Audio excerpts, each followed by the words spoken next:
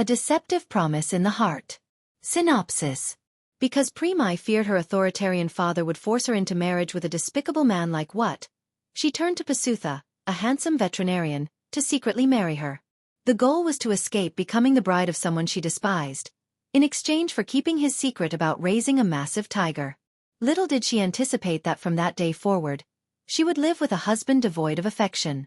Pasutha harbored no love for her, as he deeply despised her father and brother. However, he agreed to the marriage to ensure she kept his secret. In the end, will Pasutha ever come to love Praemai? Stay tuned. Chapter 1. Lin, open your mouth. Daddy has a treat for you. In front of a tall muscular man stood a large female tiger, a Bengal tiger he had raised since it was as small as a kitten. Back then, its mother likely died after being shot by poachers, leaving the cub with little chance of survival. However, thanks to him sharing his bed with the little tiger every night, it miraculously survived. The warmth of Pasutha's body and milk from a plump mother goat sustained its fragile life. It's a wild animal. It must be returned to the forest, his father, a forestry officer, had said. But it has no mother to protect it. It'll die in no time, he argued, disagreeing with his father. It's illegal to keep it, Pasutha. Let me take care of it until it's strong enough, Dad, he pleaded. Pat sighed. He had never seen his son so happy since his mother passed away, so he relented. After all, it was Pasutha who had saved the little tiger's life. Keeping it nearby for a little while longer wouldn't hurt, he thought. Over the next 10 years, Lin grew into a large tiger. It appeared perpetually sleepy, as Pasutha often spoiled it with an abundance of food. Brother Pasu. The cheerful voice of Praemai, the village headman's daughter, called out to Pasutha, pulling him from his playful moment with Lin on the ground. He quickly sat up and responded. I'm here, Praemai. Praemai was like a younger sister to him. In their village, there were few people their age. Most were like Chet, Wat, and Nop, the sons of wealthy timber traders whose shady dealings bred troublesome children. Growing up, Praemai was his only real companion, often joining him to play with Lin. It was Praemai who had named the tiger. Why Lin? He had asked her one day years ago. Because it's cute. It looks kind of delicate and sweet. I just like it, she had replied, her voice bright. Since she liked it, he didn't object. His mother had died before giving birth to his sibling, a baby his father speculated might have been a little sister. Unfortunately, before they could confirm, his mother had drowned. Now both he and Praemai had grown up and completed their studies. Pasutha had become a veterinarian, while Praemai studied accounting. Her father often grumbled about her choice, wishing she had pursued medicine or nursing instead. Pasutha waited for Praemai to come to the back of his house. When she arrived, he was startled to see that she had been crying. Praemai, what happened? Chet. He bullied me again, brother, she said, her voice shaking. Pasutha clenched his jaw. If anything made this place unbearable, it was the likes of Chet and his gang. We're all grown up now. This kind of thing shouldn't be happening anymore, but Chet keeps blocking my path and saying he'll make me his wife, Praemai said, venting her frustration. Lin rested its head on Pasutha's lap as if listening intently to her story. I don't want to confront him, Praemai. It'll just make things worse. Dad warned me to avoid trouble with them, Pasutha replied, his voice heavy.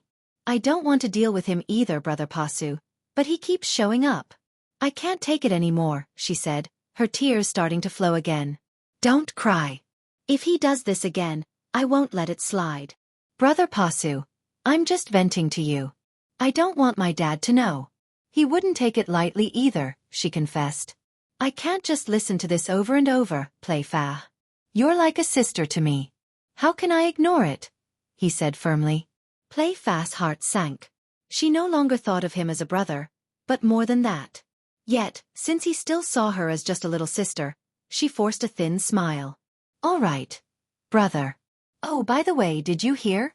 Praemai, Chet's sister, just graduated and came back 2 days ago. I heard the boys in the village raving about how beautiful and fair-skinned she is, Praemai said, trying to change the subject. Humph. Beauty is only skin deep. I'm not interested. Right, Lin, Pasutha remarked, petting the tiger. Lin wagged its tail and rubbed its head against him lovingly. Whatever its master said, Lin Lin agreed with unconditionally. Play Fa burst out laughing at the sight of Pasutha and Lin Lin's antics. I'm heading into town today. Want to come along? He asked. Really? Too bad I can't. I have to help my mom prepare food to deliver to Chet's house. They're hosting some city folks, she said. Be careful around Chet.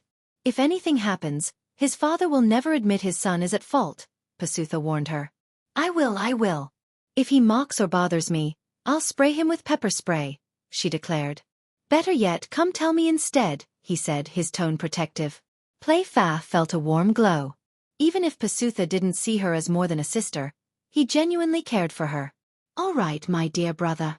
The two continued chatting happily, with Lin Lin lying contentedly as they scratched its ears.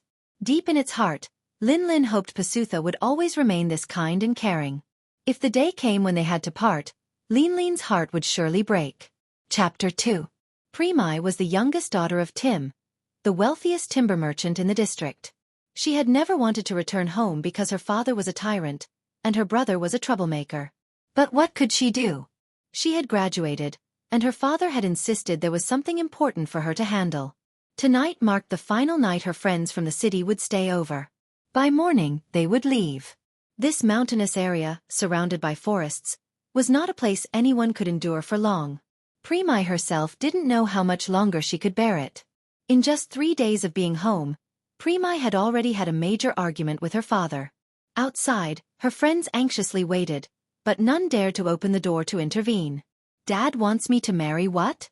I've never liked him and frankly, I hate him, she cried. Smack. Tim, the timber magnate, was not a man of patience. His wives never lasted more than 2 years before fleeing. He never bothered to chase after any of them, not even the mothers of his children. Women were plentiful. He could have a different one every day if he wanted. Dad, that hurts. Good. I want it to hurt, so you'll stop talking back. You're cruel. You never hit Chet like this. Tim sighed before responding. Who told you I never hit Chet? I've done worse to him. Beatings, kicks. He just doesn't dare tell anyone. Praemai's eyes filled with tears. She had never seen her biological mother. After giving birth to her, her mother lasted only 4 months before fleeing, unable to endure Tim any longer. People like you, who raise their children like this, don't deserve to exist in this world, she snapped. Tim raised his hand to slap her again, but the door opened before he could. It was Chet, her older brother, who walked in. Oh, are you two talking? I'll leave you to it, he said casually, pretending to walk away. Why are you here? Tim asked. I need some money to go to town. What for? What and NOP invited me. Can I go, Dad? Chet asked with a sly smile. Tim handed him some cash, while Praemai stormed out of the house to find her friends waiting. Are you okay, Praemai? One of them asked. I just need some air, she replied, unwilling to let her friends see her at her lowest. She went to cry behind a large tree, but her brother soon followed. You know what is scum, right? He's a womanizer. Marry him, and you're bound to catch something eventually, he said nonchalantly, lighting a cigarette. Why are you telling me this? Isn't he your friend? She retorted. Listen. Dad's teaming up with some uncles to get into even shadier businesses. That's why he's pushing this marriage, to form an alliance with Watt's family. I won't stick around much longer. Even NOP's dad has daughters too, he said with a sigh, exhaling smoke. Praemai wanted to scream but held back. She had a question to ask. And you're okay with this? Of course not. I'm planning to run away to Bangkok. Can I come with you? She asked eagerly. Listen, Praemai. If you don't want to marry Watt, you need a shield. A shield? Just say it plainly. You need to marry someone decent who can protect you, Chet replied. Praemai rolled her eyes. Who could that possibly be? Who? All I see are junkies, and you don't even qualify. Chet smirked. Despite their strained relationship, he still cared for his sister. There's someone. I don't like him much, but he could protect you. The more she listened, the more curious she became. Who could this person be? Someone her notorious brother respected. Who is it? Pasutha. The guy who used to follow his forestry officer dad everywhere. He's been at odds with our dad forever. You should remember him. Praemai recalled a boy who often looked at her with disdain. How could she possibly marry someone like that? Are you serious? You know our dad and his dad hate each other. She turned to leave, but Chet grabbed her arm. Listen. Pasutha is a veterinarian who knows lots of big-shot cops. His dad is in forestry. If you can strike a deal with him, our dad won't be able to touch you. Chet's confidence baffled her. Still, the plan seemed plausible. If she could negotiate with Pasutha, she might escape the forced marriage. Fine. I'll talk to him. Wait. What are you going to offer him? He won't agree unless there's something in it for him. True. What do you suggest? Chet chuckled mischievously. All right, listen up. Here's the plan. Ugh. Just spit it out already, she said impatiently, bracing herself for whatever her brother had to say. Chapter 3. Playfa and her mother finished washing the dishes that Praemai's city friends and everyone in the wooden house had used. They were about to head home when Praemai's graceful figure appeared in the kitchen, prompting Nan to smile warmly. Miss, is there something you need help with? Nan asked. Nan pitied Tim's youngest daughter, who had lost her mother at a young age. Having frequently delivered food to their household, Nan had become familiar with Tim's children. I just wanted to give you some money, Praemai said. Oh, Mr. Tim already gave it to us, Nan replied. This isn't from my father. It's from me. I didn't bring any gifts back, so I wanted to give you this instead. Please don't think poorly of me, Praemai said with sincerity. Well. The gray envelope appeared thick. Playfa glanced at her mother and then quickly looked away. For some reason, every time she made eye contact with Praemai, an inexplicable irritation bubbled within her, despite having no prior conflicts with the girl. But I think... Please take it, Aunt Nan. I've missed you so much. Eating your food today made me so happy, Praemai said, her voice genuine. Well, thank you so much, miss, Nan replied, reaching out to pat Praemai. Praemai embraced her, a gesture long overdue. Playfa didn't like how her mother smiled at Praemai. It made her jealous. How could someone so wealthy claim Nan's cooking brought them joy? Such hypocrisy, she thought bitterly. Mom, let's go home, Playfa interjected abruptly. Shall I drive you home? Praemai offered. There's no need, miss. Our house isn't far. Besides, my mother can walk. She doesn't need to get used to being chauffeured. If she does, it'll be a problem, Playfa snapped sarcastically, causing Nan to sigh. Let's go, let's go. Thank you, Miss Praemai, Nan said, leading her daughter away. Praemai watched the mother and daughter walk home, a smile lingering on her lips. She wished her own mother were still by her side. She wondered if her mother was alive and well, hoping for the chance to reunite someday. 2 days later. Pasutha, someone's here to see you. The cool morning air was refreshing, but Pasutha was always ready to respond if someone needed him to tend to an injured animal. His heart softened whenever he saw suffering animals. It had been that way for as long as he could remember. Who is it, Dad? Is it Uncle Boonmi? No, just come out and see for yourself, his father replied cryptically before heading off to start his old motorbike and head into the forest for work. With retirement just a few years away, his father still dutifully tended to his responsibilities. The loud engine startled Lin Lin, who emerged from Pasutha's room. Outside, Praemai waited. Her eyes widened in shock at the sight of the enormous tiger emerging from the house. She froze, replaying her brother's words in her mind. Pasutha raises a tiger. A fully grown one. Use that to negotiate with him. If he refuses, threaten to file a formal complaint. He won't risk being separated from that tiger. He loves it to death. Initially, she had imagined a small tiger, not this massive Bengal tiger.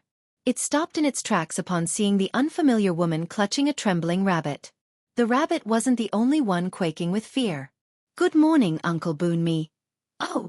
Pasutha exclaimed, surprised to see a stranger. He quickly nudged Lin Lin back into his room, sensing the tension in the air. He feared something about this encounter might lead to him being separated from his beloved tiger. You there? Praemai blurted out, momentarily forgetting her reason for being there. Yes, he asked cautiously. Are you raising a tiger? She demanded. Well. Your father's a forestry officer, and you're a veterinarian, But isn't this too much? What if it gets hungry? What if it... That's enough, he interrupted. I know what I'm doing. Her lips clamped shut at his firm response. She remembered why she had come in the first place. My rabbit has been lethargic. I'd like you to give it a vitamin injection, she said, regaining her composure. Pasutha frowned slightly. Lethargic? Why do you think it needs an injection? Let me have a look. He extended his hand to take the rabbit. The faint scent of Praemai, coupled with her delicate beauty, stirred something in him, though he quickly brushed it aside. It's just pregnant. All it needs is proper nourishment, he said, returning the rabbit to her. She seized the opportunity to continue the conversation. So why do you keep that tiger? She asked, nervously glancing at his room, as if fearing the tiger might reappear. It's a long story. But please, don't do anything that would separate me from it. I've raised it since it was a cub. It's tame now. If I release it, it won't survive in the wild, he said, his gaze meeting hers, causing her heart to race. All right, she said, smiling nervously. On one condition. You have to marry me. If Pasutha had been drinking his morning coffee, he would have spat it out in shock. A complete stranger asking him to marry her? This was the most bizarre thing he had ever encountered. Chapter 4. As soon as Pasutha realized the woman before him was the daughter of Tim, the infamous timber magnate, his expression turned cold. He had always disliked that family, even though he knew nothing about the youngest daughter's personality. Thanks for the offer, but I'll have to decline, he said indifferently, leaving Praemai stunned. Please, doctor, help me, she pleaded. With a face like yours, you can find someone else. I have no desire to get involved with your family, especially with Tim and Chet. I'd rather not deal with any of you. Good day. Praemai could see that Pasutha was inherently kind, despite his stern demeanor. She had to make him pity her and agree to her proposal. Dr. Pasutha, it's true I'm Tim's daughter, but I've never wanted to be. I know the people in this community despise my father, and rightly so. But if you don't help me, I might as well be dead. I may not be an animal, but please save me, she implored, her eyes pleading. Pasutha shook his head. I have to visit Uncle Boonmi's house. You should go home, he said. I'll come with you. Please? She insisted. Lin, come here, girl. Pasutha called. At his summons, the massive tiger emerged from its room, having cleverly unlatched the door with its paw. You can't scare me with a big cat like that. Praemai exclaimed, realizing Pasutha's intention to intimidate her into leaving. He paid no attention, spreading his arms wide to embrace Lin, who pounced on him, causing them both to tumble to the ground playfully. Praemai pursed her lips. She didn't want to resort to this, but she had no choice. If you won't marry me, Dr. Pasutha, I'll file a formal complaint, she threatened. Pasutha sighed, the initial intrigue he'd felt for her vanishing the moment he learned of her family ties. Her attempt to coerce him only fueled his disdain. Fine. If you dare to pet Lin's head, I'll marry you, he challenged. Praemai clutched her rabbit tightly. Pet a tiger?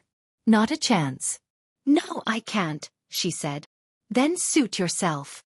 But I will file that complaint, and I'll gather signatures from the villagers to show how terrified they are of that tiger. Pasutha brushed the tiger's fur off his clothes, then approached Praemai with a glare. You're so desperate to get what you want that you'd stoop to lies? How fitting for Tim's daughter, he snapped, grabbing her arm. You want to marry me that badly? Then come to bed with me. No. We'll just have a marriage of convenience. Nothing more, she protested. No. If I marry you, I'll expect you to share my bed. Come with me, he said, pulling her toward his room. Standing at the door, he asked, Are you sure you want to marry me?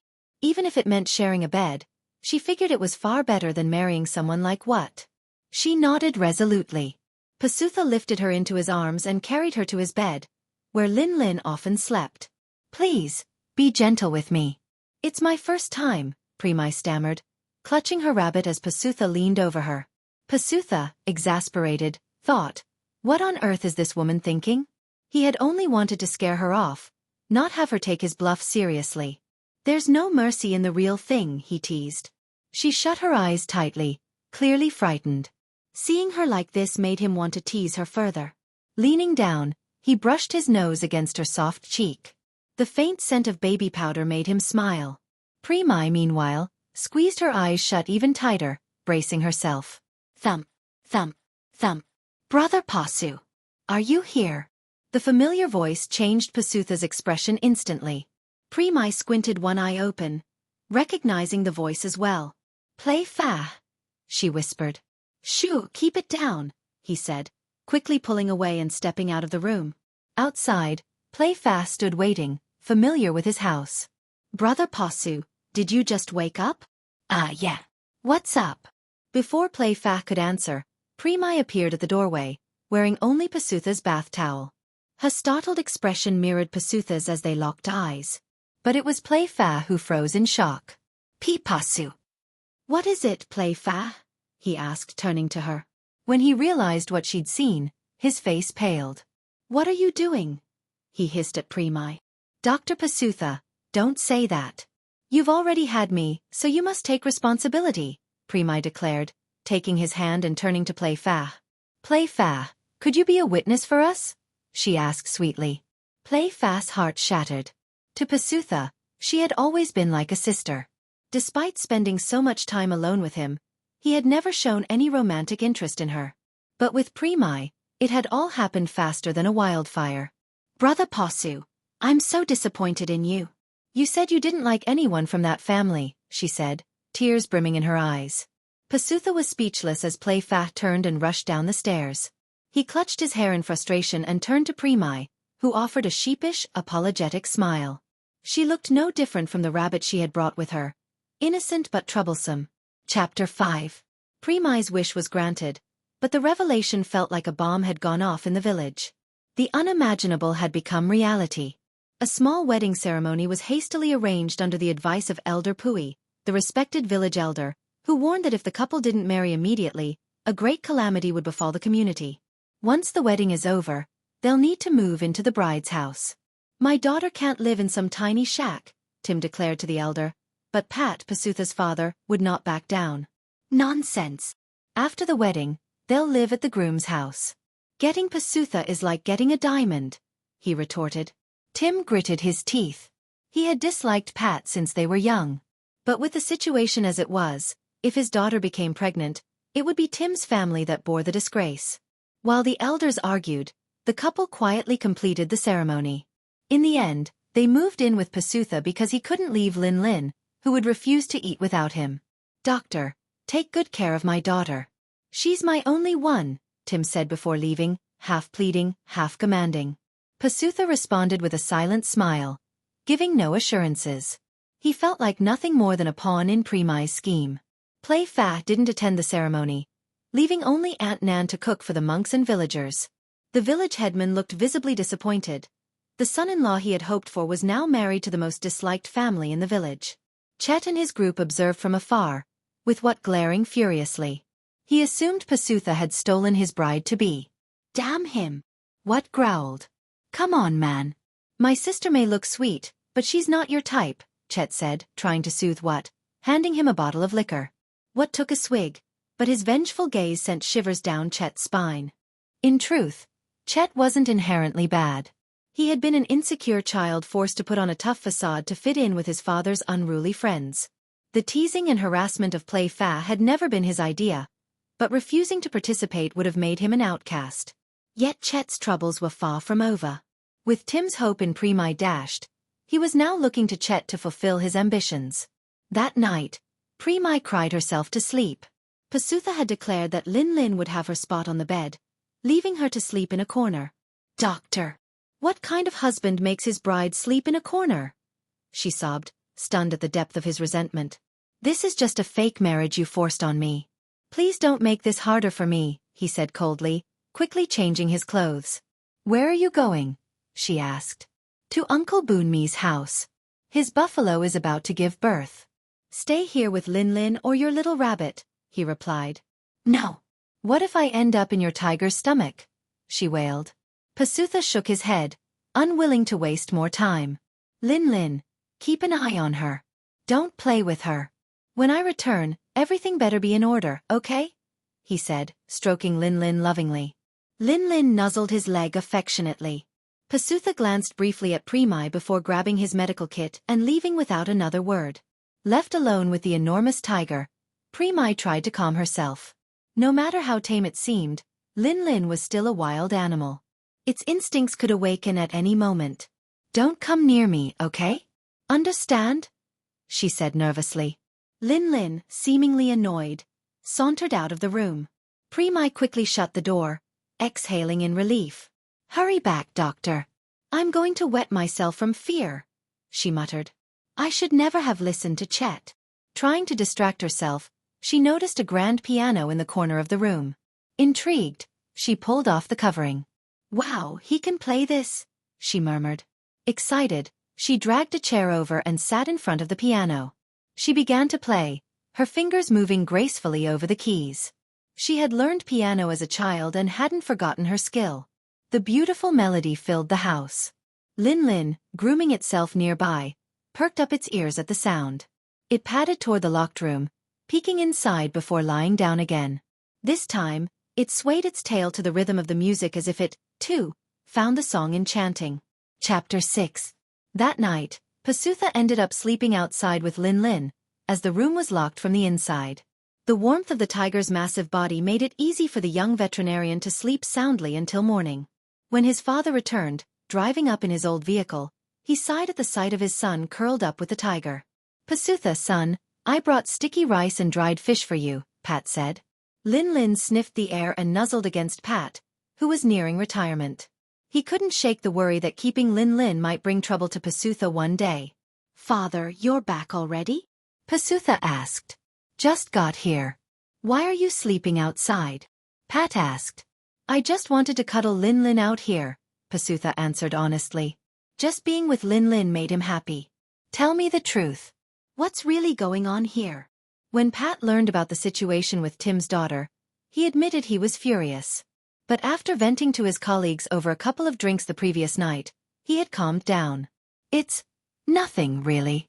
We married for mutual benefit, but we've already agreed to separate soon," Pasutha explained, recounting the entire story.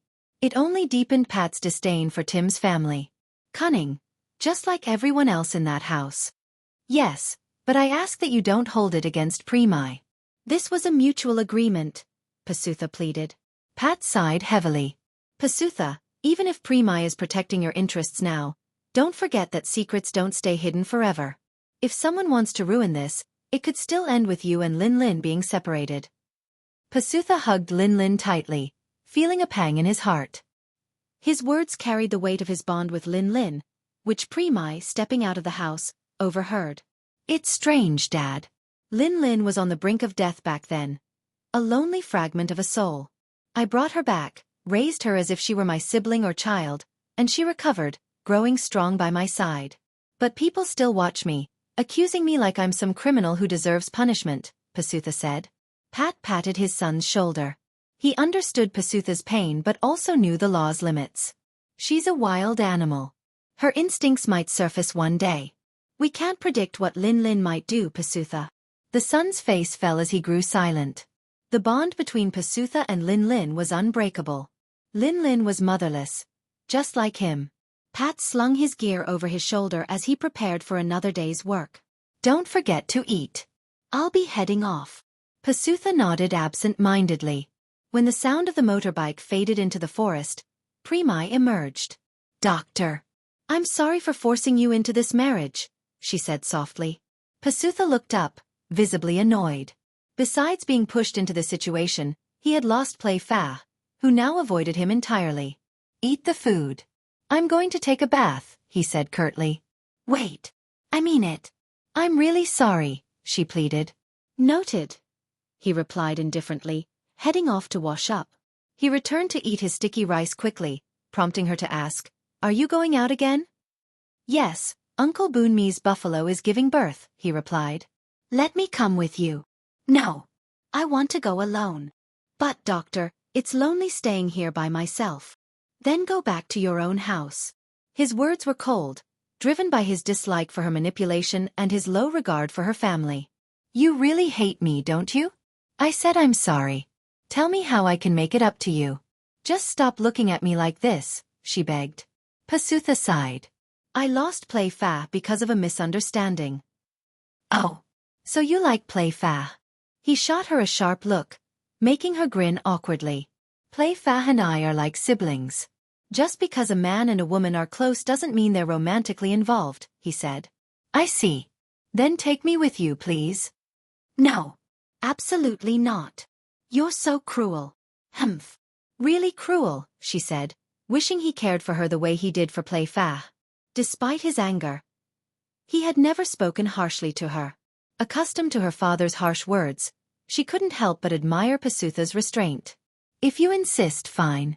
But let me warn you, there are many buffalo at Uncle Boonmi's house, and it stinks. Don't complain, he said. Overjoyed, she quickly changed her clothes and joined him. Lin, stay home, okay? I'll bring you a treat later, Pasutha said, patting the tiger's head. Praemai couldn't help but smile at the tender moment. What are you smiling about? He asked. Nothing. I just felt like smiling, she replied. Pasutha shook his head, muttering, ridiculous. Chapter 7. As Pasutha had warned, the stench of the buffalo and the swarm of flies at Uncle Boonmi's farm were overwhelming. Praemai forced herself to act unaffected, determined not to give him an excuse to criticize her. Isn't that Tim's daughter? Someone whispered. Yes, she's beautiful, came the reply. Praemai overheard the hushed voices of the villagers gathered on the porch, who, despite their age and hearing loss, still assumed others were as hard of hearing as they were. Pretty face, but probably a crow at heart. If the father's no good, how could the daughter be any different? The villagers often congregated at Uncle Boonmi's house, making her the inevitable target of their gossip. Pasutha, having just finished delivering a buffalo calf, removed his blood-stained gloves. He couldn't help but overhear the sharp words. You can go back if you want. I'll be busy with the other animals for a while, he offered, unable to bear the criticism aimed at her. Can I help you? I noticed earlier that you seemed a bit overwhelmed, even with Uncle Boonmi assisting, Praemai replied. What did you study, by the way? I've never asked, he inquired. Public health. Ah. Does that mean I can help you out? She asked eagerly. It's not exactly the same field, but you might have studied some anatomy, right? He said. Praemai was thrilled to assist Pasutha. It was far better than sitting idly, swatting flies, and enduring the villagers' gossip. She also didn't want to return home, where her father would surely scold her. At least Pasutha, while indifferent, wasn't heartless. Soon, she was helping by taking notes while Pasutha examined each buffalo. The atmosphere between them lightened, and he even smiled at her 3 times during their work. Uncle Aunt, my mom sent over some curry. Play Fa's voice rang out from the foot of the stairs. Aunt Wanpan came out to accept the pot of curry, offering some bananas in return. Oh, Aunt Wanpan, you didn't have to give me anything back. My mom just wanted to share, Play Fa said. I was planning to bring you some anyway. You brought us mushroom curry. Perfect timing. I'll give it to Dr. Pasutha and his wife for lunch, Wanpan replied. Play Fa's face fell upon learning that Pasutha and Praemai were there. Brother Pasu is here? She asked softly, as though she didn't want him to hear. Yes, he's helping deliver Uncle Boonmi's buffalo and doing the usual health checkups, Wanpan replied warmly. Aren't you going to see him? You two are so close. No, I need to go. Mom sent me to buy eggs from the farm, Play Fa replied quickly. Oh, all right. Take care then. Although Play Fa intended to leave, curiosity got the better of her. She hid behind a large tree, watching Praemai wipe sweat from Pasutha's brow. Tears welled up in her eyes, and she quickly turned away, rushing back home. You don't have to do that. I'm used to it, Pasutha said. It's just wiping sweat.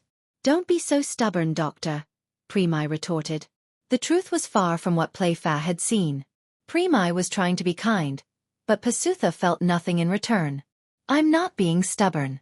I said I'm used to it, he repeated, walking away. Praemai watched him go, determined to win him over. We're already married. All that's left is to win his heart. How should I do it? Maybe I should ask Chet for advice, she mused. For lunch, they ate at Uncle Boonmi and Aunt Wanpan's house. The meal included Play Fa's mushroom curry, omelets made with eggs from the farm, and fresh vegetables with shrimp paste dip. Praemai enjoyed the food so much that she asked for more. I didn't think you'd eat so much, Pasutha grumbled, but he still refilled her plate. Aunt Wampin smiled, finding Tim's youngest daughter much more endearing than her father. You like the curry, don't you? If it's from Aunt Nan and Play Fa, it's bound to be delicious, Wampin said. Pasutha looked up from his plate at the mention of Play Fa's name. Play Fa was here earlier? He asked. Yes, I told her you were here, but she said she had to hurry home, Wampin replied. Pasutha felt a pang of sadness. Their strained relationship weighed heavily on him. He resolved to clear up the misunderstanding as soon as possible. I love the curry Aunt Nan and Play Fa make. It's so unique, Praemai said, but she noticed Pasutha eating less. Why aren't you eating, doctor? She asked. I've had enough. I just remembered I have some errands to run, he replied. What errands? If you need to go, I can go home by myself, she offered. All right. Aunt Wampin, please look after Praemai. I'll come back to pick her up, he said. The older woman smiled kindly. Of course, Pasu. Don't worry about your wife. She's in good hands. Pasutha quickly washed up and left, heading toward the village headman's house.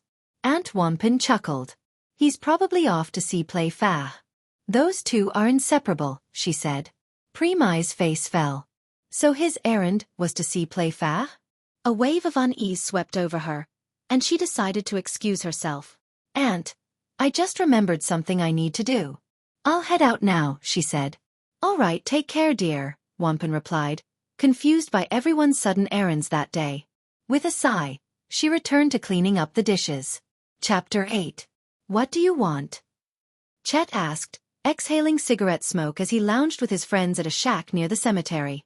When Praemai called him incessantly for directions, he finally relented and guided her there.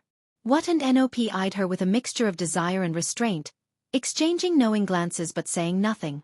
It's about Dr. Pasutha. I just found out that Play Fa secretly likes him, and the way he's close with her as just a friend is unsettling. I'm scared. Do you have any ideas to make him, treat me like a real wife? She asked, her voice wavering. Her brother burst into laughter, amused by how quickly she was scheming to secure her husband's affection. Well, I've got an idea, but you'll have to wait. I need to order something first, Chet teased. I don't want to drug him. I want him to genuinely want to be with me, she clarified, frustrated. Chet feigned annoyance, digging in his ear as if bored by her explanation. How's that supposed to happen, Praemai? He hates our family. There's only one way, so what's it gonna be? She hesitated, conflicted, before finally shaking her head. No, I can't. That would be taking advantage of him. Suit yourself, Chet shrugged. Funny though, you didn't mind using dirty tricks to marry him, but now you're all righteous. Better be careful, or a great catch like him might get snatched away. Then you'll come crying back to Dad, and well, let's just say you'd be right back where you started, he said, glancing meaningfully at what? Praemai grimaced in disgust. That's not going to happen. I'll never crawl back to Dad. So, what's the decision? Fine. Order it, she replied reluctantly. Chet smirked, holding out his hand. I'll need money. I'm not covering this for you. With a glare, she dug into her bag and handed him cash. He kissed the bills mockingly before pocketing them. I'll bring it to you in 2 days, he promised. As Praemai left, Nop turned to Chet. Why'd your sister come here? Same old story. She wants her husband to fall head over heels for her, Chet replied, chuckling. What snorted angrily, his breathing heavy like a bull. What's so special about Pasutha that makes her so desperate? I'd love to kill him. Chet flinched. Don't even think about it. He's got connections. Our dads would be in big trouble if you tried anything. Yeah, I know.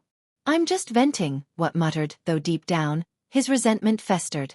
He remained quiet, not trusting Chet entirely but exchanging a sly glance with Nop. A plan was forming between them, a scheme that promised to stir up plenty of chaos. What do you want? Play Fa's tone was sharp as she spoke to Pasutha. The two stood alone, her voice heavy with lingering resentment. You're still upset about that, Play Fa? He asked gently. I don't think we can ever be close again, she said flatly. Come on, Play Fa. Lin and I miss you. Let's make up, please, he pleaded. Why would you miss me when you've got Praemai now? She retorted, turning to leave. Pasutha grabbed her arm, pulling her close enough to feel his warmth. Her heart raced. Play fa, he murmured. Let's make up. Please. I'm upset because you've grown so close to Praemai, she admitted. I'm not close to her. There's nothing between us. Everything is just an arrangement for mutual benefit. If you feel nothing, then why sleep with her? Playfa shot back. Pasutha sighed, exasperated. We've never slept together. Not even once. I swear it. Playfa studied his face, realizing he was telling the truth. Then why? Sit here, he said, motioning to a stone bench. Let me explain everything. They sat, and Pasutha told her the entire story from start to finish. By the end, Playfa was shocked. That's harassment, Pasutha. Yeah, it is, he admitted. Why did you go along with it? You didn't need to. You've got plenty of connections to protect yourself, she said, baffled. Pasutha's expression darkened, his thoughts turning to Lin Lin back home. It's because of Lin Lin. My father is a forestry officer, and I'm a veterinarian. We both know the rules, yet we've bent them. When Praemai asked for my help and offered her deal, I saw a shadow of my own struggles in her. Helping her by agreeing to this marriage felt like atonement. Playfa sighed deeply, her heart softening. How long will this go on? He smiled faintly, a resigned look in his eyes. Until Praemai and I find a way out. We're both trapped in this maze. That's why I understand her. At last, Playfa understood him. The two parted with a sense of peace, their relationship restored. Chapter 9. Praemai locked herself in the bedroom, not even in the mood to play the piano. Dusk had fallen, yet Pasutha still hadn't returned. Anxiety crept into her heart as she paced the room. Suddenly, something entered the room. She turned to see Lin Lin, the massive tiger, and froze in fear. Lin Lin, please don't come near me. I'm scared of you. Go away, she pleaded. Lin Lin appeared restless, pacing back and forth in front of her. Its unease only made her feel more nervous. Are you worried? Did something happen to Pasutha? She muttered aloud. Lin Lin continued its agitated pacing. He usually comes back by now. Could something have happened to him? Unable to bear her thoughts, Praemai grabbed a flashlight and threw on a jacket. She descended the steps, with Lin Lin following her to the porch. Although the tiger was deeply concerned for Pasutha, its training to stay home when he wasn't around kept it rooted in place. You're such a good tiger, Lin Lin. No wonder Pasutha loves you so much, Praemai said softly before heading down the road. Not long after, she encountered Pat's old motorcycle, with Pasutha riding pillion. Relief flooded her until she noticed the blood on Pasutha's forehead. Pasutha! What happened to you? She shrieked. Pat stopped the bike, scolding her immediately. Why are you screaming? Go get the first aid kit, quickly. Startled, she turned and ran back to the house as Pat struggled to maneuver the old bike up the slope. Later, Lin Lin paced anxiously as Praemai carefully tended to Pasutha's wound. She dared not ask what had happened, especially with Pat's intimidating glare. It must have been Chet and his gang, Pat growled. Praemai froze mid-motion, terrified. Her hands trembled as she tried to steady herself. Pasutha broke the silence. But the voices I heard sounded more like NOP and what, he added.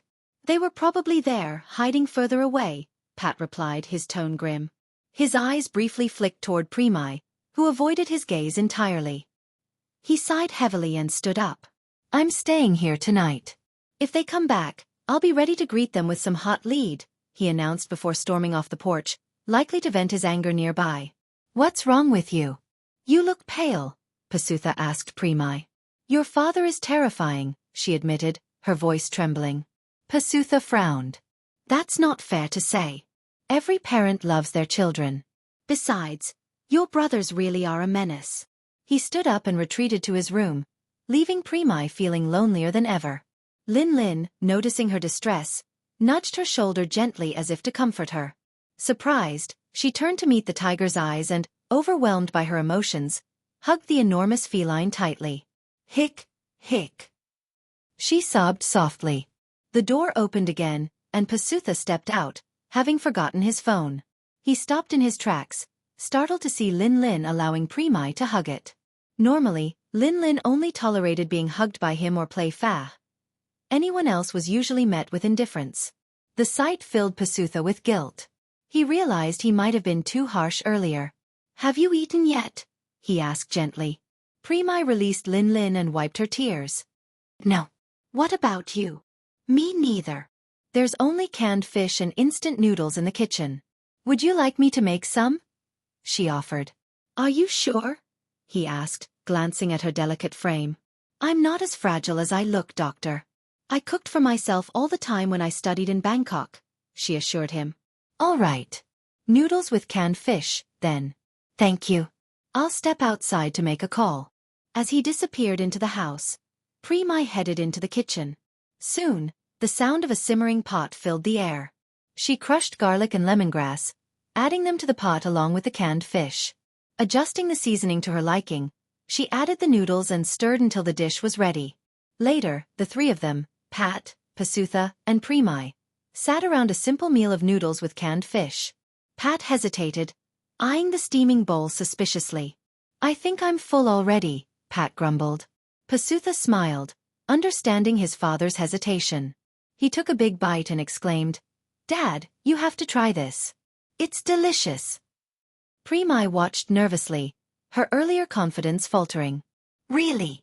Pat reluctantly took a cautious bite. His expression shifted from doubt to surprise, then to satisfaction as he took another spoonful, followed by another. "It's good, isn't it, Dad?" Pasutha teased.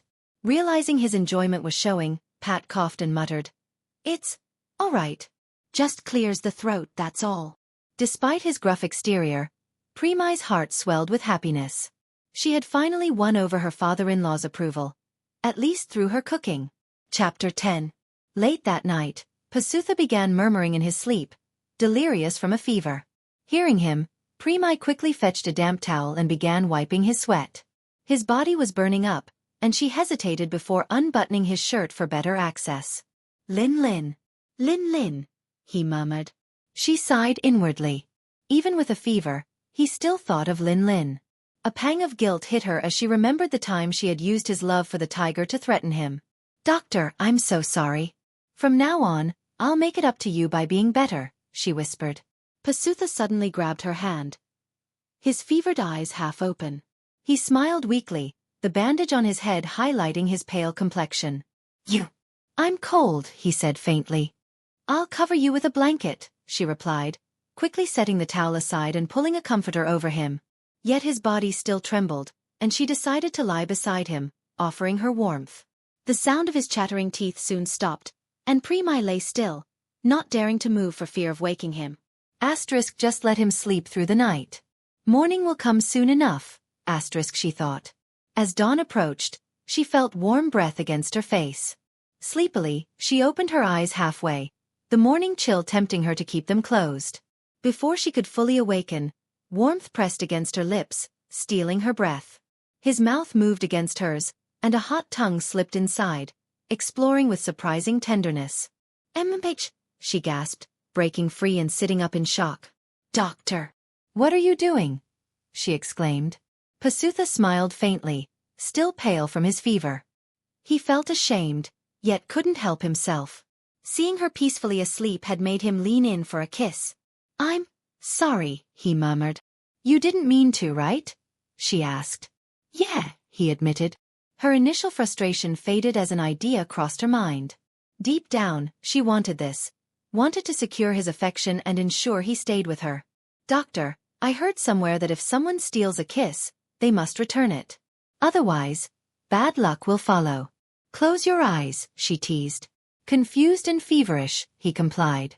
The next moment, he felt her soft lips pressing against his. Her hesitant tongue slipped into his mouth, igniting a fire he couldn't ignore. He instinctively pulled her into his arms, holding her tightly. She sighed as their kiss deepened, passion overtaking them both. They lost themselves in each other, hands roaming, clothing falling away as they sought warmth and comfort. What began as an innocent attempt to help soon spiraled into something far more intimate. Though they didn't love each other yet, proximity and unspoken emotions had set the stage for an unrestrained connection. Elsewhere in the house, the noise woke Lin and Pat. Sharing a room for the night, they both stirred at the sound of the commotion. "What the hell's going on?" Pat muttered, sitting up in confusion. Realization dawned as he rubbed his eyes and sighed. "Does it sound like this every night, Lin? Lin didn't answer. Of course it couldn't, but the tiger stretched lazily and lay back down content. It seemed to approve of its master finding a partner, especially someone kind-hearted. Lin could sense that much. The noise grew louder, punctuated by muffled cries of passion. With a resigned sigh, Pat got out of bed. "Guess I'll find somewhere else to have my coffee," he muttered, grabbing his rifle and stepping out into the cool morning air. Back in Pasutha's bedroom, the lovers lay entwined, their breaths still uneven. The tension that had long separated them had finally dissolved. Pasutha turned to Praemai, as though preparing to say something meaningful. But before he could speak, a gunshot echoed through the forest. Bang! There was no mistaking the sound. It was his father's rifle. Pasutha bolted upright, startling Praemai. "Doctor! Stay here. Don't go anywhere, understand?" he ordered, leaping out of bed. He called for Lin to come inside, giving the tiger one final instruction. "Take care of Praemai. Stay with her, okay?" Though his strong frame had disappeared into the morning mist, Praemai remained frozen in place. His last words echoed in her mind. Take care of Praemai. Had he finally accepted her? Lin, does he love me?" she whispered. But Lin seemed agitated again, pacing restlessly. This time, its distress was even more pronounced. Praemai's unease grew. "Do you think something bad has happened?" she asked softly.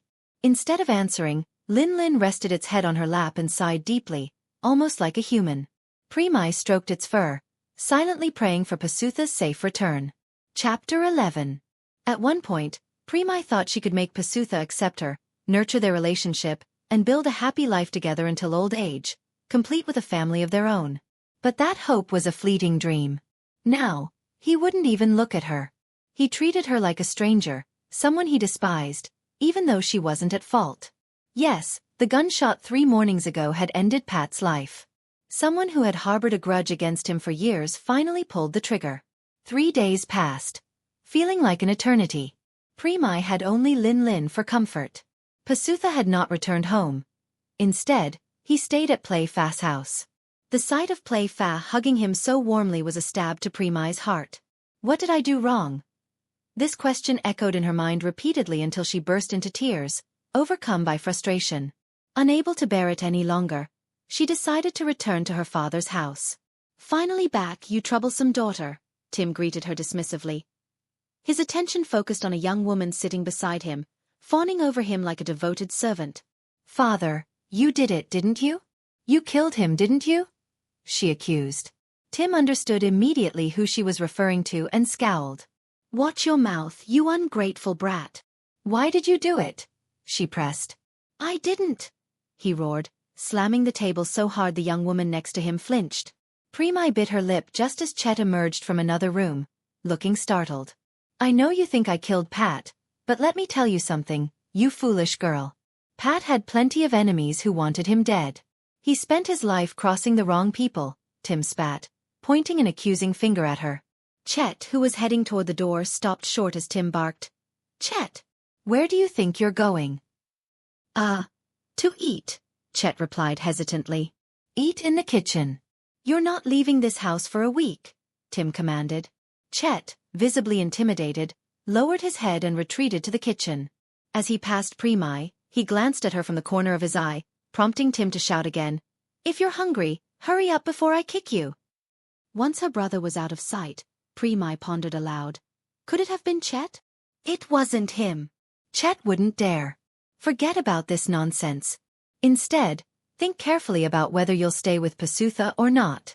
He probably hates you by now, doesn't he? Tim said, reading his daughter's mind perfectly.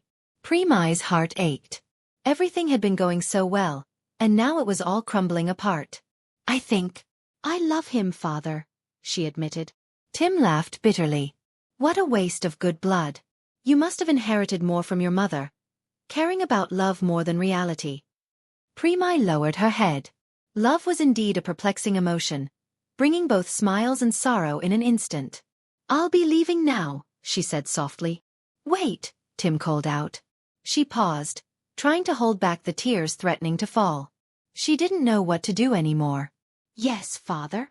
When you go back, think this through carefully. Pasutha can't truly protect anyone, you know. It won't be long before he's arrested for keeping that tiger. His father isn't around to shield him anymore," Tim said, his words sinking like lead into her heart. She didn't reply and walked out of the house. A maid hurried after her. "Miss Praemai, wait." "What is it, Powie?" she asked. "Master Chet asked me to give you this," the maid whispered, slipping a small piece of paper into her hand. Praemai looked puzzled, but Aoi quickly added, "Don't ask me anything more. Here, take these cookies too. I made them for you." Aoi handed her a jar of cookies, using it as a cover so others wouldn't notice the note. Praemai thanked her and walked briskly back to Pasutha's house. Back at the house, Pasutha was already waiting, his expression stern. "You went back home?" he asked. "Yes." "Then why did you come back here?" His cold tone brought tears to her eyes, but she answered truthfully. "Because we're married," she said. Pasutha froze, his mind swirling with unspoken thoughts.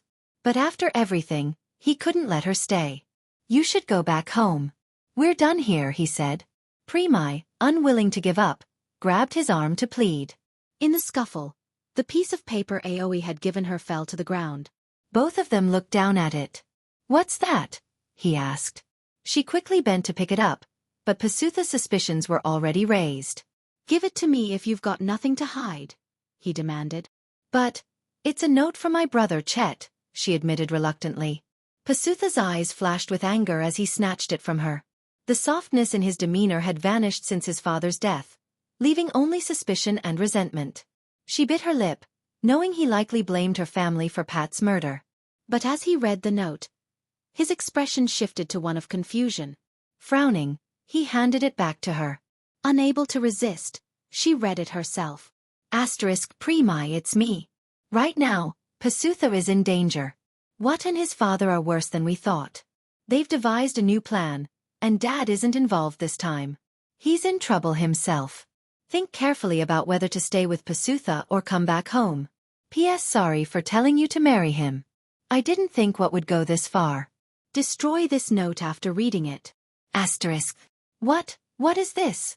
she whispered, her voice trembling. Chapter 12. "Are you disappointed?" Pasutha asked quietly, his voice heavy with emotion.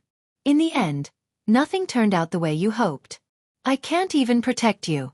Even Lin, they're probably already planning to take her away from me." Praemai stood frozen, holding the letter in her trembling hands. Her strength seemed to drain away as confusion clouded her thoughts. "Like your brother suggested, go home. Go back to your father. It's safer there than here. Those men don't care about rules anymore. But at least I now know your father and brother weren't involved in this. Otherwise, I might have hated you for the rest of my life," he said, his voice subdued. "Can I stay with you?" she asked stubbornly. Praemai had fallen deeply in love with this man. She loved Lin, loved the wooden house, the piano in the bedroom. She loved everything about this place. Pasutha met her gaze and gave her a faint smile. In that fleeting moment, he felt his heart waver. He nearly confessed his love, almost asked her to share his life, but the circumstances seemed impossibly difficult. "We didn't do anything wrong, Doctor. If it's about Lin, why not hide her for now and bring her back later? Please let me stay with you," she pleaded, stepping forward and embracing him. She pressed her face against his strong arm, the same arm that had held her so passionately just nights before. Now, that warmth felt like a distant memory. Their eyes locked, his, full of hesitation, hers, brimming with tears. In the end, Pasutha couldn't resist his feelings. He leaned down and kissed her forehead, and she reached up to hold him, tears streaming as she kissed him back. Moments later, Pasutha scooped her into his arms and carried her to his bedroom. Lin, lying nearby, relaxed as if relieved that Pasutha had finally embraced his feelings. In the familiar bedroom, Pasutha gently laid Praemai on his bed. She looked up at him, her eyes conveying countless unspoken emotions. He removed his shirt, entwined his fingers with hers, and leaned into her with a longing as deep as the night they first connected. Their bodies became one, a silent declaration from Pasutha that something within him had changed. Praemai had filled a void in his life, a void he hadn't even realized was there. Passion surged like a storm, bringing life and warmth to the room. Pasutha released his pent-up sorrow into her embrace. When it was over, they lay together, her head resting on his chest. He kissed her forehead, fully aware that their sham marriage had transformed into something real. "Doctor, please don't let go of me. No matter where you go, I want to stay by your side. Please," she pleaded, tears glistening in her eyes. "Of course. I promise," he replied. "Really? You can't take it back," she insisted. "I won't take it back. If you truly want to stay with me, we'll face these challenges together," he assured her. With their hearts aligned and newfound determination, Pasutha felt the weight of their problems lighten. He also realized that Tim, her father, seemed to be on shaky ground with his allies, giving Pasutha a glimmer of hope. The next morning, a formal complaint arrived at Pasutha's doorstep, along with a letter from Cow Din Wildlife Sanctuary demanding that he surrender Lin Lin immediately. He sighed heavily, and Lin Lin, sensing his distress, nuzzled against him affectionately. "My girl," he murmured, his voice cracking. "Would you hate me if I sent you to live with your friends in a wide, open sanctuary instead of this small house?" Lin Lin didn't respond, of course, but her body language said it all. She pressed her head against him as if to say, "As long as you visit and hold me sometimes, I'll be happy. You understand me, don't you, Lin Lin?" Hick. His tears began to fall. Watching from a distance, Praemai felt her heart ache. Although she hadn't known Lin Lin for long, she had come to appreciate the tiger's gentleness. Still, laws were laws and they had to be respected. As Lin Lin's fate loomed, Praemai was certain of one thing. Pasutha would confront What and his schemes next, without hesitation. Chapter 13. "Why are you forcing me into this, Pasutha?" Tim sneered at his son-in-law, whom he had never liked. Sitting stiffly beside him was Chet, visibly struggling with withdrawal symptoms after being forced to quit his vices. "I know you're not so wicked that we can't have a reasonable conversation, even though your track record makes people think otherwise," Pasutha said bluntly. Tim scowled, annoyed at being read so easily. In his youth, Tim hadn't been much different from Chet. He just wanted acceptance, no matter the cost. He'd made choices that led him to ride a tiger, afraid to dismount for fear of getting hurt, yet terrified to keep riding lest it leap into the flames. "Work with me," Pasutha urged. "And what do I get out of it?" Tim asked skeptically. "You get to walk as a free man. And if you stumble into any trouble along the way, I'll help you," Pasutha promised. Tim was taken aback. This young man seemed to see straight into the depths of his heart. With no other choice, Tim reluctantly agreed to Pasutha's plan. "Keep your promise," Tim said firmly. Pasutha left the house satisfied, with Chet running after him. "Wait, Pasutha," Chet called. "What is it?" Pasutha turned to him. "Help me with something." "Go on," Pasutha replied, curious. "Help me win play fast heart," Chet said, his voice earnest. Pasutha blinked in surprise. So all those times Chet had harassed Play Fa, it was because he liked her. Pasutha studied him critically. "Maybe you should take care of yourself first. You can't even stand on your own 2 feet right now," Pasutha replied. "I'm working on it." "I know I can do it," Chet insisted. "Good. Prove it and then I'll help," Pasutha said before turning to leave, a small smile tugging at his lips. Chet grinned despite his pale, exhausted face, hope lighting up his features. "Hey, it was my idea to suggest Praemai marry you. You should thank me." Pasutha didn't turn back but silently acknowledged the truth in Chet's words. "Thanks, Chet." Officials from the Cow Din Wildlife Sanctuary arrived to take Lin Lin, as specified in their letter. One of them was a close friend of Pasutha, someone who had known about the tiger for years but had kept quiet out of sympathy. "Don't worry, Pasutha. I'll take good care of her," the man assured him. Pasutha tried to steel himself, but as the moment of parting arrived, he felt a chill run through him. Even laying his hand on Lin Lin's head felt impossibly hard. But Lin Lin made the first move, pressing her head into his palm, just as she had done the first time he saved her life. She had grown into a strong tiger under his care and love. Praemai fought back tears as she hugged Lin Lin one last time, running her hands through the tiger's fur. "I'll come visit you often. Don't forget me, okay?" Just as Lin Lin was about to board the transport vehicle, something felt off. Pasutha's instincts screamed danger, and he rushed to shield Lin Lin. A bullet grazed his shoulder, and he collapsed with a cry. Pasutha! Doctor! Praemai screamed, running to him. Chaos erupted. The officials drew their weapons to retaliate, but Lin Lin leaped away, too fast to stop. Lin Lin, no! Don't go! Pasutha shouted, clutching his arm as he tried to follow the tiger. His friend stopped him. You need to get to a hospital. I'll handle this, the friend insisted. No. They have guns. It's dangerous. I have to help Lin Lin, Pasutha argued. At that moment, villagers began gathering. Elders, Uncle Boonmi, and others, all armed with rifles. Our village has suffered enough. It's time we stand together and drive these men out for good, declared one of the elders. The villagers pursued the attackers, leaving Praemai behind, trembling and overwhelmed. Watching the villagers rally behind Pasutha, she was struck by how much they loved him. It was so different from the disdain they held for her father. I have to go. This wound won't stop me, Pasutha said, joining the chase. The remaining officials followed, leaving Praemai alone, paralyzed with fear and worry. Gunshots echoed in the distance, followed by the roar of a tiger and agonized screams. Asterisk bang. Bang. Roar. Asterisk. Ah! Someone yelled. Praemai collapsed onto her knees, terrified that Pasutha might get caught in the crossfire.